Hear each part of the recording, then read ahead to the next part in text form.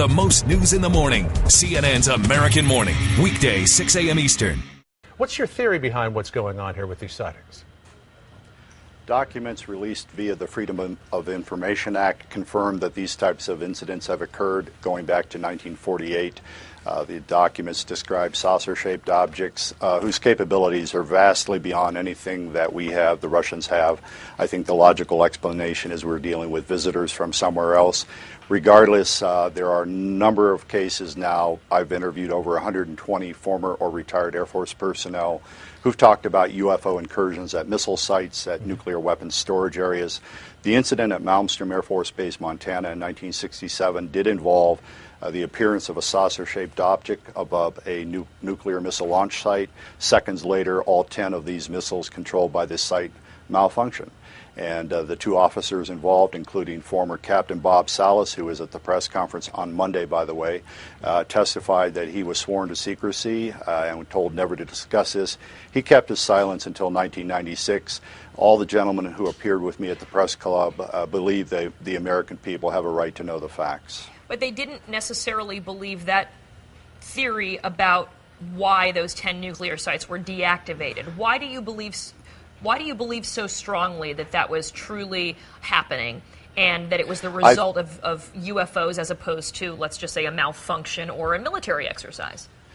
Well, what you've just said is not entirely correct. They all agree that there was no technical explanation for what occurred. In fact, the engineering reports from Boeing Corporation stated just that.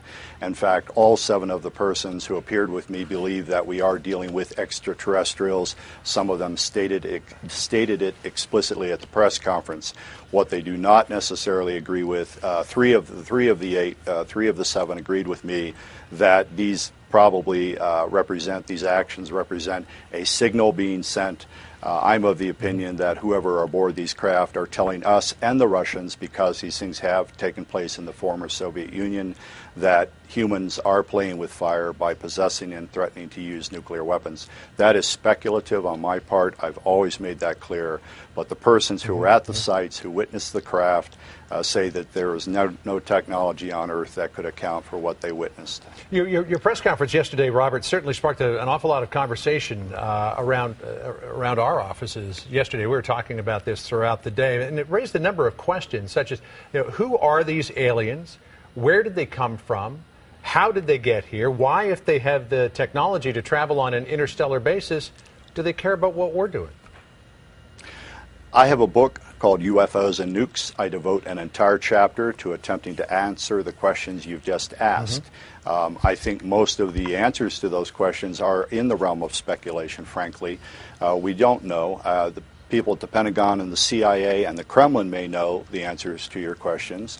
However, what I simply point out is that you have countless incidents now, and I've investigated over 100 of them and have over 100 witnesses, indicate that craft of vastly superior capabilities have been monitoring the U.S. nuclear arms program since the 1940s, and on occasion, according to these ex-military personnel, have tampered with the weapons. What I also point out is the persons who spoke with me on Monday, by the way, again at the press club, were persons who were vetted by the U.S. government to launch or otherwise operate weapons of mass destruction. Right. These are clearly level-headed persons that are now saying that UFOs have shut down our nuclear weapons. Well, so the question remains then, I mean, this has been the subject of conspiracy theories for decades, as you referred to the Freedom of Information Act freeing up some of this testimony so that people can read it. What does the government have to gain by blanket denying that we've ever been visited by UFOs? The RAND Corporation, which is a think tank, did a study for the Air Force in 1968. The Brookings Institution, which is a think tank, did a study for NASA in 1959, I believe, in which they said basically if extraterrestrials are here, governments have nothing to gain and everything to lose by admitting that without knowing the full intentions of whoever might be here. Are they hostile? We don't know. Do they intend some nefarious activities toward humankind? We don't know. So basically, you know, the odds that the U.S. government is going to admit that there are craft flying around American airspace that run rings around our own aircraft, literally, and we hope they're friendly because we can't control them. And oh, by the way, they seem to be interested in our nuclear weapons and seem to be shutting them down from time to time. The government has everything to gain by keeping quiet about that.